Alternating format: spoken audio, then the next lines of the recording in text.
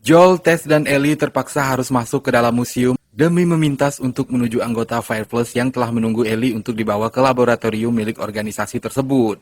Namun di dalam museum yang gelap, infected yang telah bermutasi menjadi clicker tak membiarkan ketiga survivor itu begitu saja.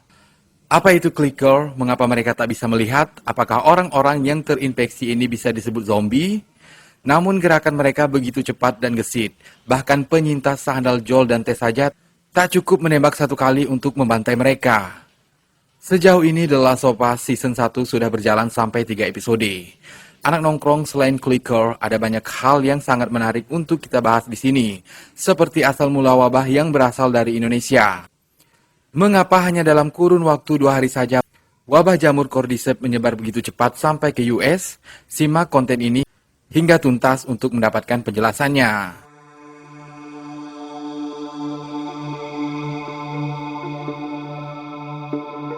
The Last of Us dibintangi Pedro Pascal sebagai Joel, Bella Ramsey Ellie, Nico Parker Sarah, Gabriel Luna Tommy, dan Anna Top sebagai Tess. Merupakan serial yang berlatar belakang setelah kehancuran besar-besaran di seluruh dunia akibat mutasi dari jamur cordyceps yang paparannya membuat siapapun berubah menjadi makhluk kanibal yang menyerang manusia. Diciptakan oleh Craig Mazin dan Neil Druckmann yang ditayangkan di HBO. Diangkat dari game sukses dan populer besutan Naughty Dog, Mighty Min, dan Board Game.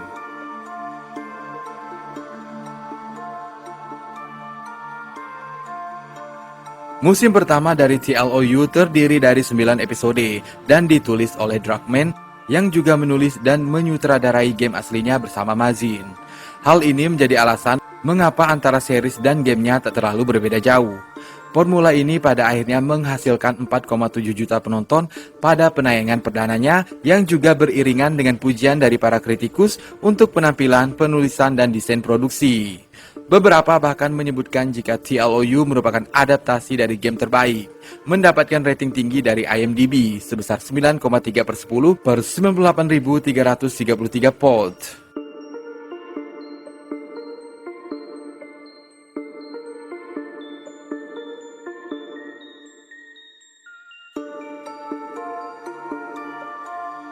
The Last of Us berlatar 20 tahun setelah infeksi jamur massal yang merubah total tatanan dunia, khususnya US yang menjadi sentral untuk serial ini. Namun di tengah nyarisnya kepunahan manusia ada secercah harapan dari seorang gadis berusia 14 tahun, yaitu Ellie yang tak menunjukkan gejala terinfeksi meskipun ia telah digigit oleh infected. Marlene sebagai salah satu komandan dari Fireflies memohon pada pasangan Joel dan Tess untuk mengantar Ellie pada timnya yang telah menunggu. Ia meminta agar Ellie bisa sampai ke mereka karena hanya gadis itu yang kemungkinan akan menjadi jawaban besar untuk kemajuan penelitian yang sampai saat ini belum menemukan titik terang. Ellie bisa dipastikan kebal terhadap gigitan bahkan meski digigit untuk kedua kalinya.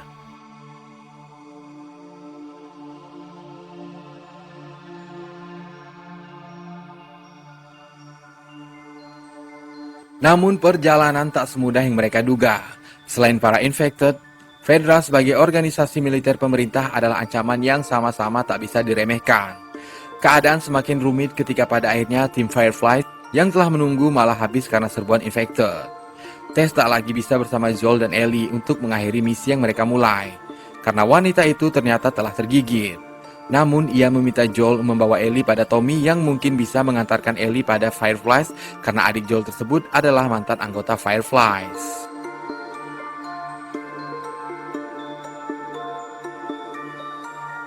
Anak nongkrong, sesederhana itulah plot cerita The Last of Us. Sebuah serial dengan plot ringan namun dihiasi science fiction tentang orang-orang yang terinfeksi jamur cordyceps. Berbeda dengan beberapa film atau serial zombie yang kadang membuat kita kebingungan tentang penyebabnya, TLOU benar-benar memberikan penjelasan tentang wabah dengan rinci dari awal mula dan dilanjutkan bagian demi bagian di setiap episodenya. Nah, bagi kamu yang kebingungan atau kurang ngeh dengan hal ini, yuk kita mulai dengan asal mula wabah. Check this one out.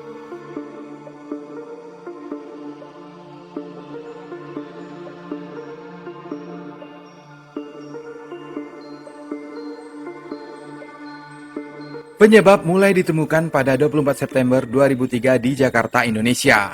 ketika seseorang yang bekerja di pabrik tepung menyerang dan menggigit rekan kerjanya. Pihak berwenang terpaksa harus menembak mati orang tersebut dan untuk menemukan akar masalah, militer meminta seorang profesor mikologi dosen dari Universitas Indonesia, Bu Ratna, untuk meneliti apa yang sebenarnya terjadi. Dia kemudian menjelaskan bahwa itu adalah sejenis jamur yang bernama Cordyceps. Namun, menurutnya Cordyceps tak dapat hidup di tubuh manusia. Cordyceps tidak bisa bertahan pada manusia.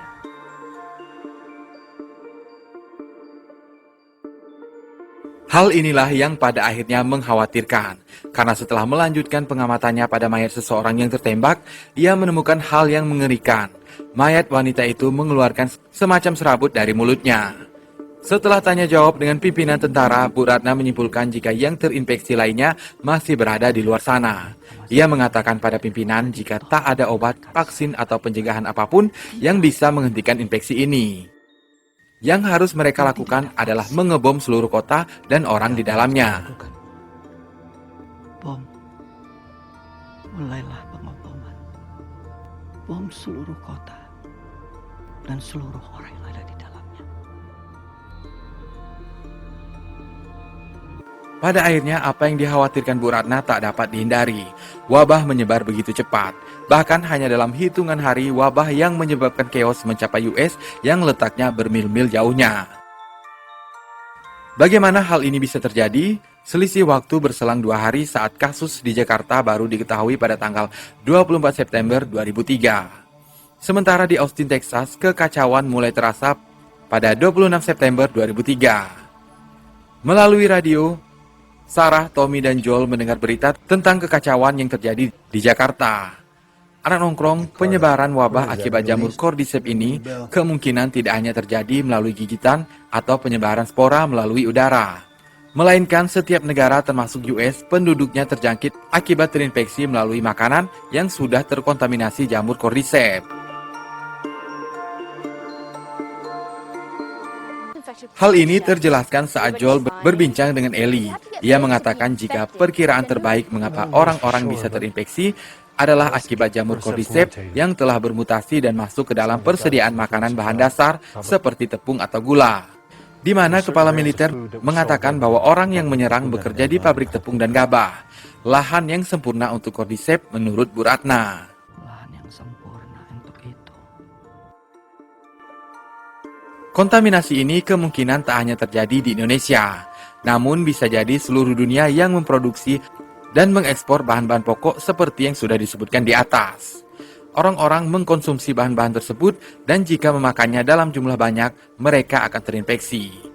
Mulai sakit, kemudian Cordyceps mengambil alih otak mereka dan mulai menggigit orang-orang yang sehat sehingga penyebarannya semakin cepat.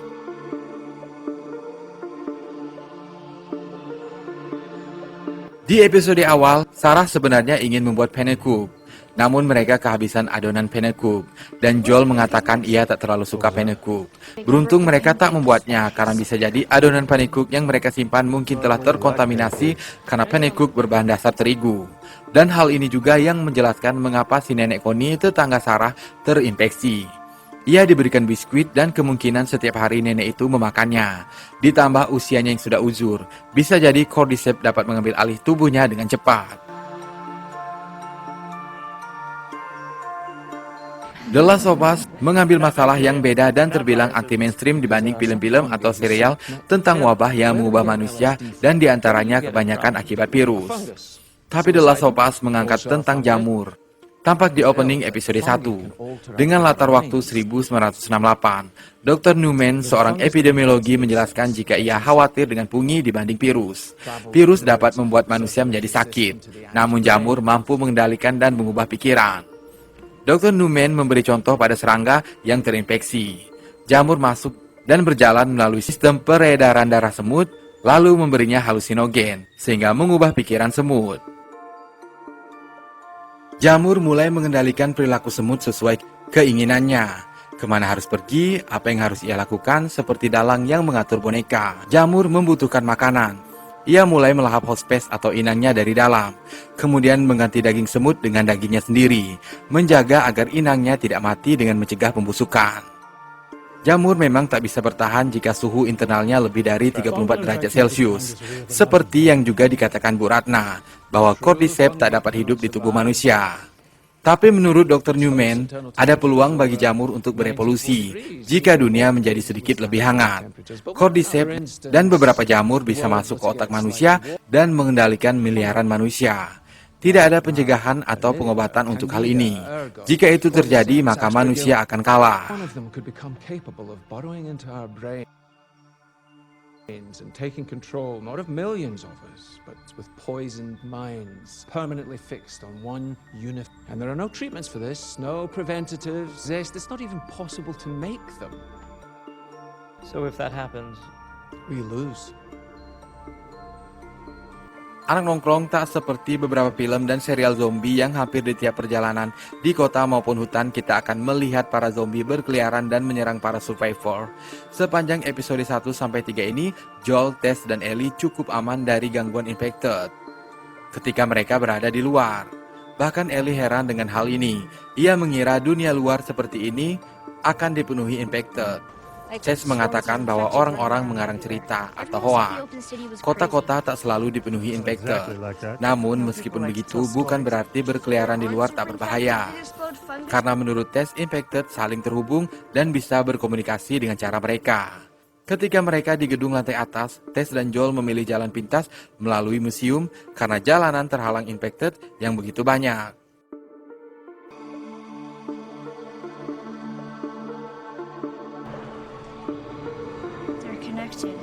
Infected terhubung layaknya jamur yang dapat tumbuh di bawah tanah, membentang seperti serat panjang lebih dari 1,6 km. Jika menginjak sepetak Cordyceps di suatu tempat, maka akan memberitahukan yang lain yang berjumlah lebih banyak, dan mereka akan datang.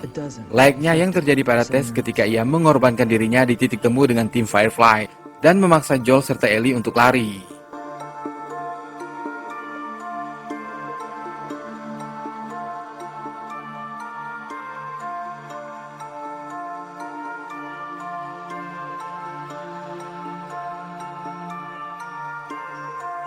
Selain dapat berkomunikasi dengan koloni yang lain, infected juga dapat meledakkan diri dan menyebarkan spora jamur. Dalam versi gamenya, siapapun yang menghirup spora tersebut bisa terinfeksi. Untuk mencegahnya, orang-orang harus menggunakan masker. Tapi hal ini belum terlihat sepanjang episode 1-3, kecuali saat Bill keluar dari rumahnya. Ia tampak menggunakan masker, namun tak ada ancaman spora jamur di sana. Infected yang telah meledak tampak saat Tess dan Joel masuk ke sebuah ruangan untuk keluar dari quarantine zone atau KZ yang dikuasai Fedra.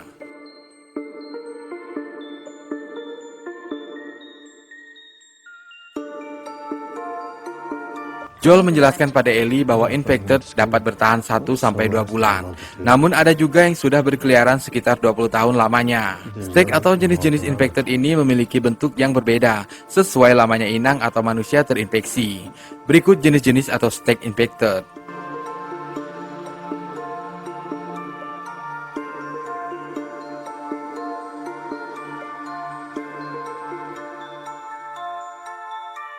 Connie adalah contoh dari tahap pertama manusia terinfeksi jamur Cordyceps. Beberapa teori mengatakan jika runner masih memiliki kesadaran seperti manusia, namun kesulitan melawan kontrol jamur yang mulai menguasai. Jenis ini merupakan jenis yang paling lemah setelah 2 hari manusia terinfeksi. Ciri-cirinya adalah kulit menjadi pucat, banyak benjolan dan rambut yang rontok. Runner bergerak seperti manusia, mereka menyerang target dengan berlari. Mereka berbahaya bila berkelompok dan menyerang secara bersamaan.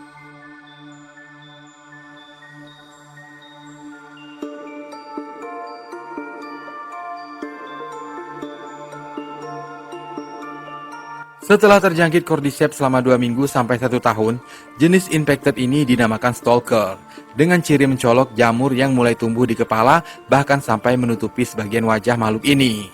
Tapi kecepatannya masih sama seperti manusia, gesit dan cepat dalam mengejar. Dinamakan stalker atau penguntit karena mereka lebih memilih diam dan bersembunyi hingga target mendekat dan menyerangnya tiba-tiba.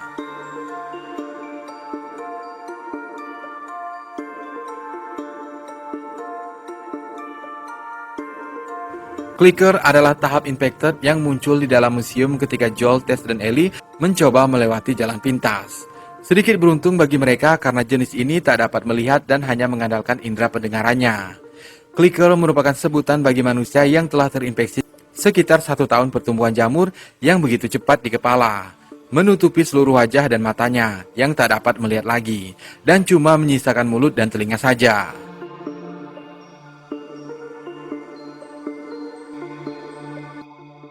Clicker mengeluarkan suara klik dari mulutnya dan menggunakan echolocation yang serupa dengan kelelawar untuk mengetahui keadaan sekitarnya. Jamur yang menutupi kepala mereka melindungi dari pukulan, senjata tajam, bahkan tembakan. Ini terlihat ketika Tess melayangkan kapak ke kepala Clicker dan makhluk itu masih dapat bertahan. Begitu juga ketika Joel menembaknya, ia harus melakukannya berkali-kali sampai akhirnya mengenai otaknya. Melumpuhkan Clicker tak semudah membunuh zombie.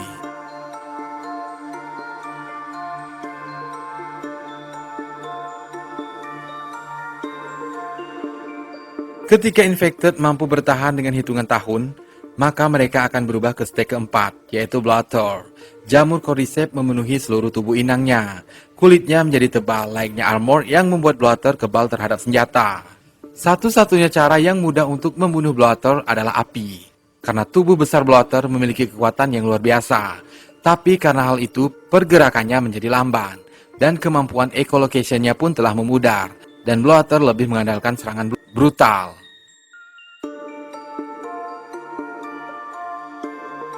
Dan variasi selanjutnya dari Bloater adalah Sambler. Yang membedakannya adalah Sambler memiliki kemampuan mengeluarkan asam dari bintil-bintil di kulit mereka. Dan Sambler biasanya hidup di lingkungan yang berair dan basah. Red King merupakan Big Boss dalam versi gamenya. Ini merupakan jenis infected yang paling berbahaya, karena merupakan gabungan dari beberapa infected dalam satu tubuh. Memiliki badan yang lebih besar dan terdapat beberapa tangan dan kaki menjuntai yang dapat menangkap target. Red King muncul di game terakhir The Last of Us, dan sejauh ini sampai episode 3 kita sudah melihat jenis infected stage 3, yaitu Clicker.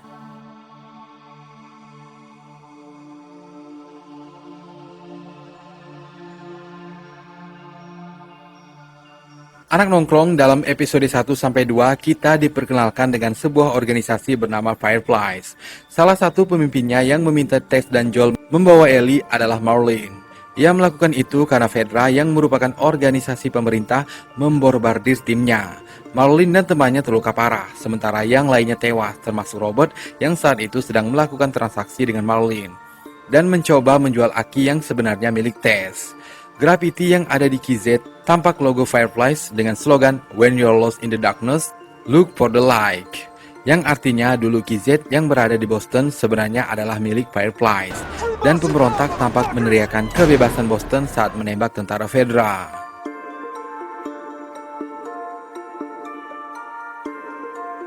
Dari pertemuan Marlene dan Joel tampak jika keduanya saling mengenal. Namun tampaknya Joel masih kesal terhadap Marlene, karena menurutnya ia mempengaruhi Tommy dan membuat saudaranya tersebut berbalik melawannya. Fireflies dengan bantuan Joel punya misi yang besar untuk menyelamatkan dunia, karena harta berharga yaitu Ellie, seorang yang kebal terhadap gigitan infected. Bahkan meski tergigit sampai 2 kali, Ellie tetap tak menampakkan gejala. Gadis itu kini di tangan mereka, meskipun Joel pesimis akan hal itu, karena ia telah sering mendengar pemerintah menemukan vaksin, obat-obatan, dan sebagainya. Namun sampai saat ini hasilnya masih nihil.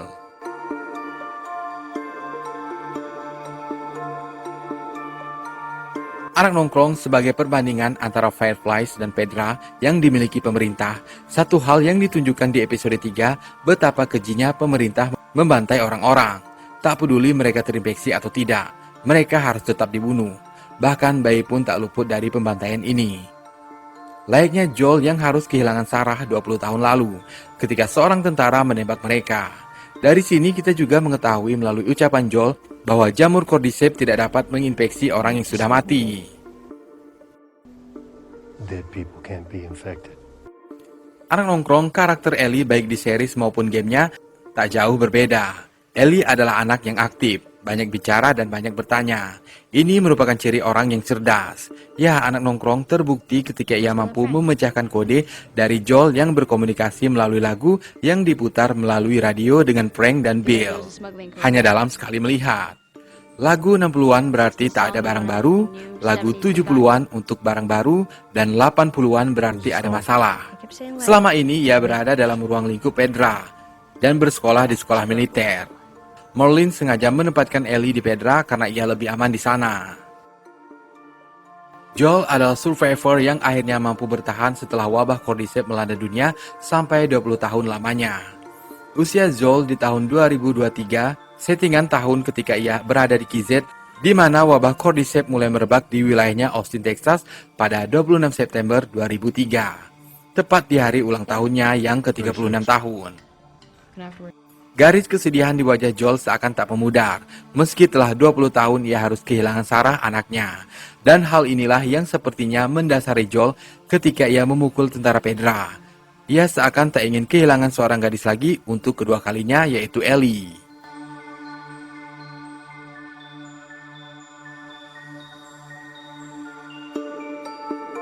Selain memang kuat secara fisik, latar belakang Joel yang merupakan seorang pekerja konstruksi dan mantan tentara juga menjadi alasan mengapa Joel bisa bertahan puluhan tahun lamanya di tengah-tengah wabah Cordyceps yang menginfeksi.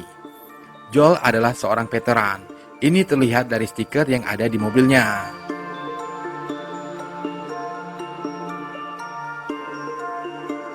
Anak nongkrong, secara garis besar, kisah antara serial dan game The Last of Us tak memiliki banyak perbedaan seperti yang telah kita bahas di awal. Dan hal ini memang berhasil meraup jutaan pemirsa untuk menyaksikannya. Beberapa perbedaan terletak pada timeline story.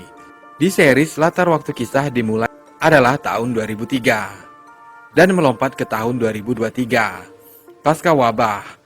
Sementara di gamenya, latar waktu adalah tahun 2013 dan melompat ke tahun 2033. Perbedaan lainnya yang terlihat adalah munculnya cukup banyak para infected ketika Tess dan Joel mencoba mencari pembeli aki mereka, kemudian menemukan Marlene.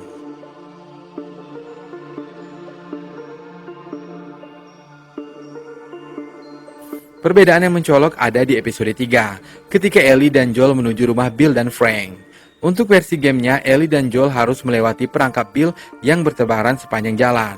Dan pada akhirnya mereka berhasil menemukan Bill untuk meminta mobil. Bill adalah kenalannya Joel, dan Bill memiliki hutang budi pada Joel. Itulah alasan Bill membantu Joel. Di sana tanpa sengaja, pria itu menemukan mayat Frank, sahabat Bill yang gantung diri. Hubungan Bill dan Frank sepertinya tidak baik, karena lewat surat wasiat Frank, ia mengatakan jika ia tak suka tinggal bersama Bill. Frank lebih memilih untuk pergi ke tempat paling berbahaya daripada tinggal bersama Bill.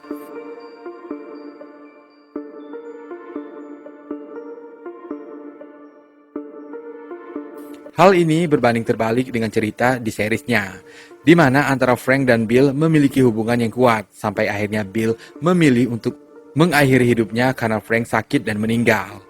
Bill kemudian menitipkan surat wasiat untuk Joel dan memberikan apa yang mereka butuhkan, termasuk mobil yang akan digunakan Joel dan Ellie menuju Wyoming untuk menemui Tommy, adiknya.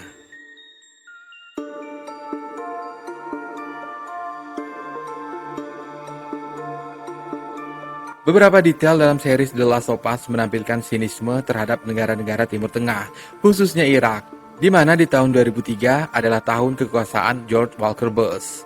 Dan di tahun yang sama US menginvasi Irak. Seperti yang kita tahu sebelumnya, di serial ini Joel merupakan veteran perang untuk operasi Badai Gurun. US tampaknya berhasil melakukan brainwash terhadap rakyatnya. Ini ditunjukkan oleh reaksi Joel ketika mendengar berita kekacauan yang terjadi di Jakarta. Ia langsung menebak bahwa Jakarta adalah sebuah negara di Timur Tengah. Begitu pula ketika Sarah akan dijemput ayahnya. Karena kekacauan telah menyebar ke wilayah mereka, Sarah langsung berpikir itu adalah ulah teroris. Seakan-akan semua masalah yang terjadi penyebabnya adalah orang-orang dari negara Timur Tengah.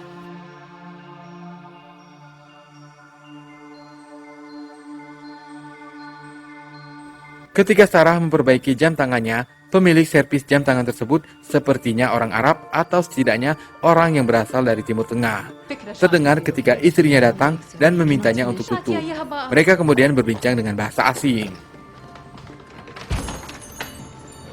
Namun pada akhirnya, dugaan-dugaan dan sinisme mereka yang kemungkinan tercipta karena konspirasi pemerintah US ditampik habis oleh ulah keji pemerintahan itu sendiri, dengan terbunuhnya Sarah oleh tentara yang menembaki mereka, dan begitu banyak rakyat sipil yang dibantai sampai bayi pun dibunuh.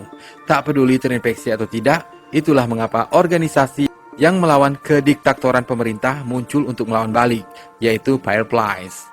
Anak nongkrong, bagaimana pendapatmu tentang episode 1-3 series The Last of Us ini? Jika kamu adalah para pemain game ini dan punya petunjuk lainnya, silahkan spill di kolom komentar ya.